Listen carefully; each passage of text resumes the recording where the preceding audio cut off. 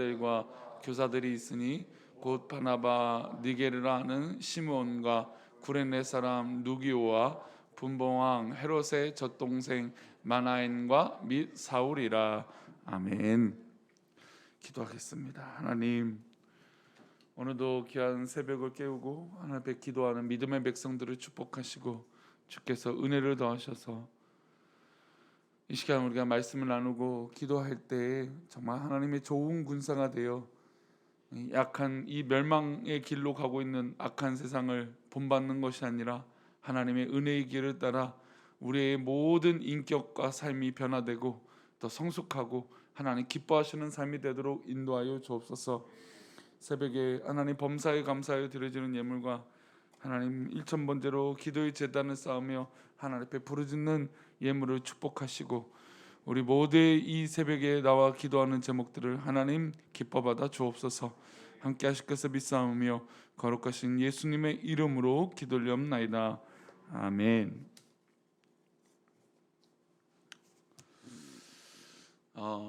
최근에 한국교회 참 좋은 모범이 되는 교회 이야기가 있습니다. 물론 참 이 배 아픈 사람들의 이야기도 좀 있어요. 어떤 교회 이야기냐면 분당 우리 교회 이찬수 목사님인데, 이찬수 목사님이 교회를 이제 그 분립 개척을 했습니다. 20개가 넘는 교회들을 선정해서 그러니까 목회자들을 청빙해서 교회를 이제 나눈 거죠. 근데 이제 이게 참 말이 많았습니다. 어떤 말이 많았냐면 이렇게 지금 이렇게 다 뭐 2, 3만 명 모이는 교회니까 모이는 교회에서 이렇게 예배를 드리면 너무나 좋다. 난 떠나고 싶지 않다. 그래서 한동안 이찬수 목사님이 몇 달을 거쳐서 말씀에 순종하고 교회의 이 뜻에 순종하는 것이 굉장히 복되다, 이런 말씀을 계속했어요. 그러니까 그만큼 지금 이렇게 모여서 예배드리는 것이 너무 좋다를 깨는 것이 쉽지 않은 일이었습니다. 근데 두 번째로 비난은 뭐였냐면 무슨 기준으로 이런 목회자들을 세우냐. 그러니까 저 지금 박사과정 가운데 공부하는 분들 중에도 그곳에 지원하신 분이 있었던 것 같아요. 그러니까 2, 3만 명 넘는 교회니까 20교회만 개척해도 한 교회당 몇 명입니까? 2만 명이니까 뭐 1000명 정도, 뭐 못해도 3, 400명 정도의 교회의 규모가 분립이 되는 거니까요. 굉장히 큰 규모죠. 근데 그런 이제 대형 뭐 소위 말해서 큰 교회를 이룰 수 있는 이 목회자를 뽑는 기준이 뭐냐? 그러니까 내부적으로 이제 본인 이제 분당 우리교회에서 선정하고 결정을 했는데 이제 그것들에 대해서 의심을 제기하는 거죠. 우리 공부하시는 분들 중에서도 지원했는데 떨어졌다고 굉장히 속상해하고 막 그런 분이 있더라고요. 근데 저는 좀 그런 모습을 보면서 좀 안타까웠어요. 왜 안타까웠냐면 어쨌든 뭐 사람이 무슨 좋은 일이든 실수하고 좀 문제가 있을 수 있거든요. 그러니까 그렇게 분립 개척하고 큰 교회가 좀 규모가 작아지겠다라고 하는 것은 우리 한국 교회 역사 가운데 유례없는 일입니다. 참 좋은 모델이 될 수 있는데 이게 이제 아무리 좋은 일이라도 과정이 좀 문제 있을 수도 있고 뭔가 좀 미흡한 면이 분명히 나오겠죠. 근데 그거를 그냥 소위 말해서 못 잡아먹어서 안달이 나서 이제 달려드는. 근데 그러다 보니 또 목사님도 이제 이찬수 목사님도 이 좋은 취지로 하다가 또 방어를 하잖아요. 그건 아니다 이러니까 또 말실수를 하게 돼요.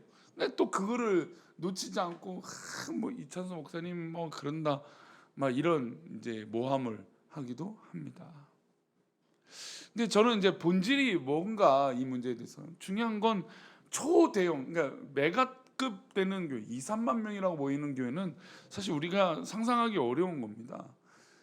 저도 이제 가끔 야구장을 이제 뭐 가면 보통 잠실 야구장이 2만 명이 모입니다. 그러니까 2만 명이 물론 이제 교회는 한꺼번에 그렇게 2만 명이 모이지는 않죠. 이제 사랑의 교회는 그 정도 모이기도 합니다. 데이비드 때는 뭐 한 만 명이 넘게 한꺼번에 몰리기도 하죠. 근데 한꺼번에 그렇게 모이지 않더라도 어쨌든 숫자를 보면 2만 명이 넘는 사람들이 모이면 어마어마합니다. 그냥 진짜 막 길이 다 막히고 뭐 주차할 공간도 없고 당연히 그런 이 어려움이 있죠. 그러니까 그 정도로 큰 규모의 교회가 분립 개척을 했다. 것은 굉장히 좋은 취지다. 이 본질은 사실은 훼손이 되지 않은데 이제 공격하고 싶고 말하기 좋은 사람은 어떻게든 트집을 잡아서 말하기 원한다는 겁니다. 초대교회도 사실 이런 일이 일었어요.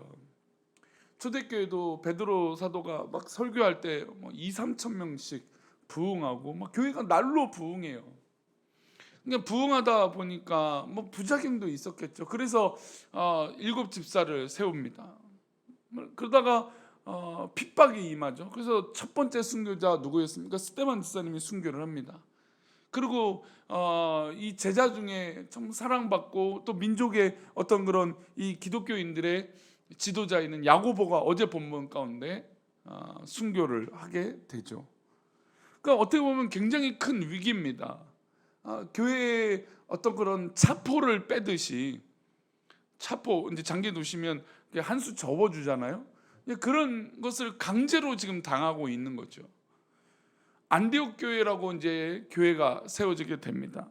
안디옥 교회도 왜 교회가 세워졌습니까? 부흥하니까 막 정말 계속 밀려드는 이 성도들을 감당할 수 없으니까 또 개척하고 또 교회를 세우게 되는 교회 중에 하나가 바로 이제 예루살렘 교회 다음 이제 안디옥 교회. 근데 안디옥 교회의 특징은 어떤 이 좋은 소문이 들냐면 비로소 그리스도인이라고 불리는 사람들이 등장해요. 그러니까 기독교 그리스도인이라는 건 예수쟁이라는 얘기잖아요. 예수님을 닮은 사람, 예수님을 따라 살아가는 사람들이 그리스도인이라는데 이 안디옥 교회에 그리스도인이라고 불리는 사람들이 등장하게 되는 거예요. 그러니까 그만큼 사회적으로나 경제적으로나 어느 면에서도 인정받는, 그러니까 그리스도인이라고 인정받는 사람들이 등장하게 되는 것이죠. 그러니까 지금의 한국교회 그리스도인이라고 불리는 것과 초대교회 그리스도인이라고 불리는 건 분명히 시작이 달라요. 그러니까 사람들이 저 사람들 진짜 예수를 잘 믿는 사람들이구나, 그런 사람들이 모인 것이죠. 이 안디옥 교회에 세워졌다는 말을 듣고 이제 예루살렘 교회에서 목회자를 파송을 해요. 이제 교회에 목회자가 있어야겠죠. 목회자가 필요하니까 누구를 보내냐면 바나바를 보냅니다. 바나바가 안디옥 교회를 든든히 세우기 위해서 동역자를 찾아요. 혼자 이 큰 교회를 감당하기 어려우니까 함께 사역할 동역자를 모아요. 그 동역자 중에 누구가 있었냐면 바로 사울이 있었죠. 이제 바울이 되는 이 사울을 데리고 이 안디옥 교회에 함께 봉사하게 됩니다. 그래서 1년 동안 바나바와 이게 사울은 열심히 안디옥 교회 성도들을 가르쳐요. 설교도 하고 예배도 드리고 성경 공부도 하고. 그래서 말씀드린 대로 무슨 사람이라고 일컬음을 받는다고요? 그리스도인이라고 하는 평가를 받게 되는 것이죠. 그리스도인이라고 이런 평가를 받을 정도로 안디옥 교회가 영향을 끼치는데, 이런 교회에 어떤 일들이, 어떤 이 은혜가 있었냐면 바로 1절과 2절이에요. 함께 보겠습니다. 함께 읽어볼까요? 안디옥 교회에 선지자들과 교사들이 있으니 곧 바나바와 니게로라 하는 시므온과 구레네 사람 루기오와 분봉한 헤롯의 젖동생 마나엔과 및 사울이라. 2절입니다. 주를 섬겨 금식할 때 성령이 이르시되 내가 불러 시키는 일을 위하여 바나바와 사울을 따로 세우라 하시니. 안디옥 교회에서 성령으로 충만한 지도자들이 모였습니다. 1절에 막 그의 이름이 쭉 등장하죠. 그리고 함께 모여서 금식하고 기도할 때 성령께서 기도하고 말씀하셨어요. 성령께서 말씀하셨어요. 내가 불러 시키는 일을 위하여 바나바와 사울을 따로 세워라. 따로 세우는 말은 무슨 말이냐면 이 사람들을 구별하여 따로 행동하게 만들라는 것입니다. 바나바가 어떤 사람입니까? 이 교회 담당하는 담임 목회자입니다. 사울은 어떤 사람입니까? 바나바와 동역하는 가장 능력 있는 사람입니다. 이제 이 사울은 바울이 되어서 그의 영향력이, 이 복음의 영향력이 엄청 큰 그런 사람입니다. 그런데 성령께서 이 둘을 이 교회에서 따로 세우라는 것이에요. 그러니까 안디옥 교회에 계속 사역하게 만드는 것이 아니라 이제 따로 나가서 사역을 하라고 하는 것입니다. 제가 서론에 말씀드린 대로 그런 교회에 분립개척을 한다는 게 되게 좋은 일이잖아요, 그렇죠? 근데 반대가 있어요. 왜요? 이런 중요한 사람, 아마 그 10명, 20명의 목회자 중에 10명은 분당 우리 교회 부교육자예요. 그러면 부교육자 중에 열심히 잘하고 있는 칭찬받는 사람이 있겠죠. 근데 그 사람을 나가서 개척하라고 했을 때 지금 우리 교회 어제 참 이게 그 친한 목사님 만나서 얘기하다가 좀 재미있는 얘기를 들었어요. 왜 이만큼 쉬운 일이 아니에요.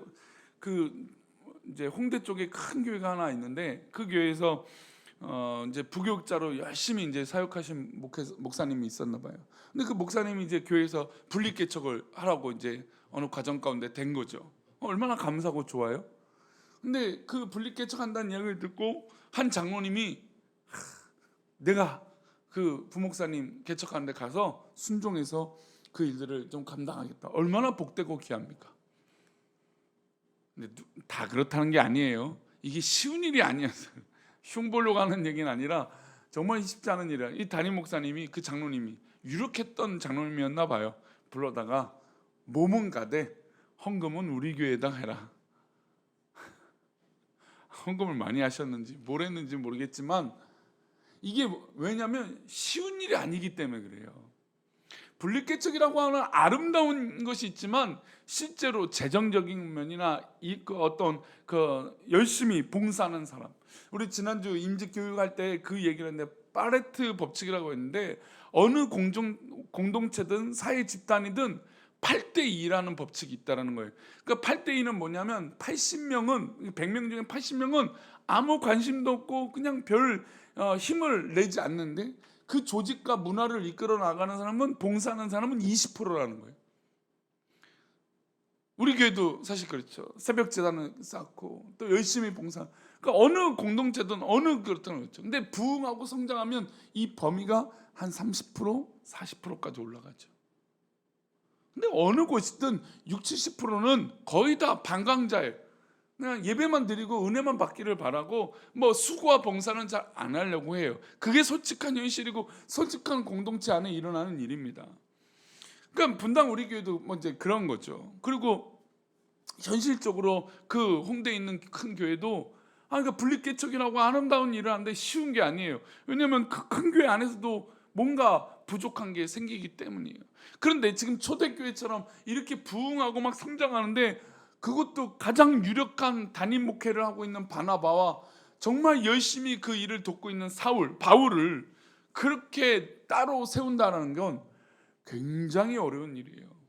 사실 불가능한 일이고 이렇게 한다고 했을 때 누가 찬성을 할까요? 아마 1년 동안 1년이 넘게 지금 바나바와 사울이 같이 동역하고 봉사했으니까 아마 수많은 사람들이 이 바나바와 사울을 추종하고 따랐을 거예요. 근데 이 두 사람이 따로 사역을 이제 해야 되고 복음을 전파하러 전도 사역을 감당해야 되는데 아마 쉬운 일은 아니었을 것입니다. 그래서 성령의 음성을 따라서 이렇게 합니다. 3절 말씀이에요. 3절 말씀 읽겠습니다. 시작. 이에 금식하며 기도하고 두 사람에게 안수하여. 이 일이 누구의 일이었습니까? 하나님 일이고 성령께서 하셨다고 2절에서 말씀하잖아요. 성령께서 이 둘을 따로 보내라. 그러니까 이것은 하나님의 계획이고 하나님의 역사니까 인간적으로 볼 때 이 중요한 두 사람을 내보내는 건 쉬운 일이 아니에요. 그런데 성령께서 하시는 일이니까 이들이 금식하고 기도해요. 받아들일 준비를 한 거죠. 그리고 이 두 사람에게 안수하고 보내게 됩니다. 사실 지금 한국교회 입장으로 보면 불가능한 일을 지금 하고 있는 것이에요. 초대교회 지도자, 안디옥교회 담임 목회자, 그 일을 잘 돕는 사울, 두 사람을 따로 보낸다? 이 일을 가능하게 만든 이유는 첫 번째로 하나님이 주인 되셨던 교회이기 때문이에요. 사람을 의지해서 사역했던 교회가 아니라 하나님이 주인 되신 교회이기에 이 일이 가능했던 것이죠. 하나님이 주인 되시니까 인력으로, 왜냐하면 우리도 가끔 우리 교회 안에서도 그런 상상을 합니다. 정말 유력하고 열심히 하는 분들이 있겠죠. 근데 만약에 이분이 없다면 그런 상상을 해봐요. 많이 불편하고 어렵겠죠. 그런데 진짜 건강한 교회는 어떤 교회일까요? 사람의 난자리가 보여지는 것이 아니라 사람이 난자리가 났을 때 하나님의 자리가 드러나는 것이 건강한 교회예요. 인간적으로 아쉬움이 분명히 있겠지만 그러나 그곳에 하나님께서 역사하실 것들을 채우는 것이 건강한 교회예요. 그래서 때로는 교회들이 그래요. 현실적으로 사람을 의지하게 됩니다. 저렇게 봉사하는 사람, 저렇게 순종하는 사람, 저렇게 열심을 내는 사람 의지하게 돼요. 그것을 잘 이용하는 게 신천지죠. 신천지가 교회 들어와서 어떻게 합니까? 열심히 내요. 그냥 아무 소리도 하지 않고 그냥 수년 동안 조용히 자기를 감추고 봉사하고 순종합니다. 그랬더니 편들이 생기잖아요. 자기 편들이 생기니까 이제 그때부터 저 유력한 사람만 넘어뜨리면 교회를 흔들 수 있겠다. 그때까지 기다려요. 그리고 자기가 그렇게 유력해지면 어떻게 됩니까? 담임 목사님을 모함하고 거짓말을 만들고 소송을 걸고 시비를 걸고 시험에 들게 만듭니다. 그래서 교회를 실제로 뺏는 게 이 신천지였잖아요. 그러니까 지극히 인간을 의지하게 만드는 것이죠. 그러면 진짜 건강한 교회는 정말 인간을 의지해서, 인간에 의해서, 물론 우리가 봉사는 인간이 하고 사람이 합니다. 그러나 그것을 역사하신 분은 누구세요? 성령이시잖아요. 초대교회는 그래서 가능했던 거예요. 성령께서 역사하시니까 이렇게 유력한 바나바와 바울을 내보내도 그 교회가 하나님 앞에 바로 설 수 있었던 것이고 내보낼 수도 있었던 것입니다. 쫓아낸 것이 아니라 하나님의 역사 가운데 그 일들을 순종했던 것이죠. 첫 번째 무엇이라고요? 하나님이 주인 되신 교회이기 때문에 가능한 것입니다. 두 번째로, 이 교회는 이 두 사람이 나갔을 때 내가 그 일을 감당하겠구나라고 하는 성경의 교사들이 여럿이 있었어요. 아까 1절 말씀 보니까 수많은 이 교회에 열심을 내는 사람들이 등장하잖아요. 그 사람들이, 이 두 사람이 나갔을 때 그 일을 내가 감당하겠다. 물론 분명히 바나바와 사울만큼은 하진 못했을 거예요. 또 비교가 됐을 거예요. 그러나 그 일들을 순종하겠노라. 내가 하나님의 일꾼으로서 내가 그렇게 순종하겠노라고 하는 성경 교사들이 여럿이 있었다는 겁니다. 우리 이 새벽에 나와 기도하는 믿음의 백성들에게 이런 열심이 있기를 축복합니다. 물론 내가 저 사람 바나바처럼 사울처럼 똑같지는 않을 거예요. 그런데 그 말들을 듣기 싫어갖고, 비교되는 게 싫어서 내가 봉사하는 걸 주저한다? 하나님의 일을 하지 않는다? 이것이 더 큰 문제인 것이죠.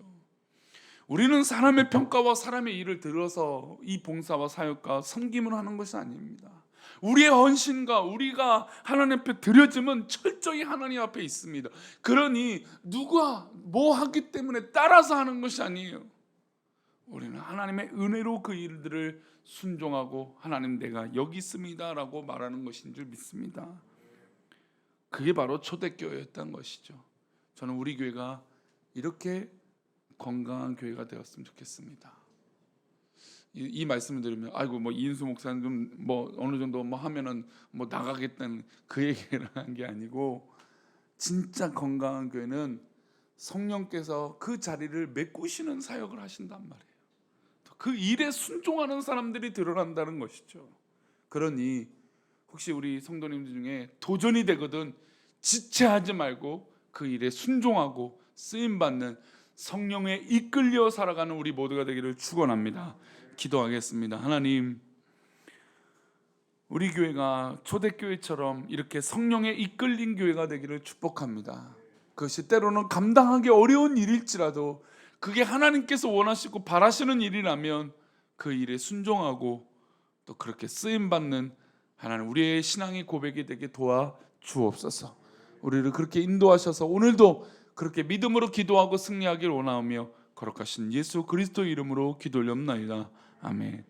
하늘에 계신 우리 아버지여, 이름이 거룩히 여김을 받으시오며 나라의 마옵시며 뜻이 하늘에서 이룬 것 같이 땅에서도 이루어지이다. 오늘날 우리에게 일용할 양식을 주옵시고 우리가 우리에게 죄 지은 자를 사하여 준 것 같이 우리 죄를 사하여 주옵시고 우리를 시험에 들게 하지 마옵시고 다만 악에서 구하옵소서. 되게 나라와 권세와 영광이 아버지께 영원히 있사옵나이다. 아멘.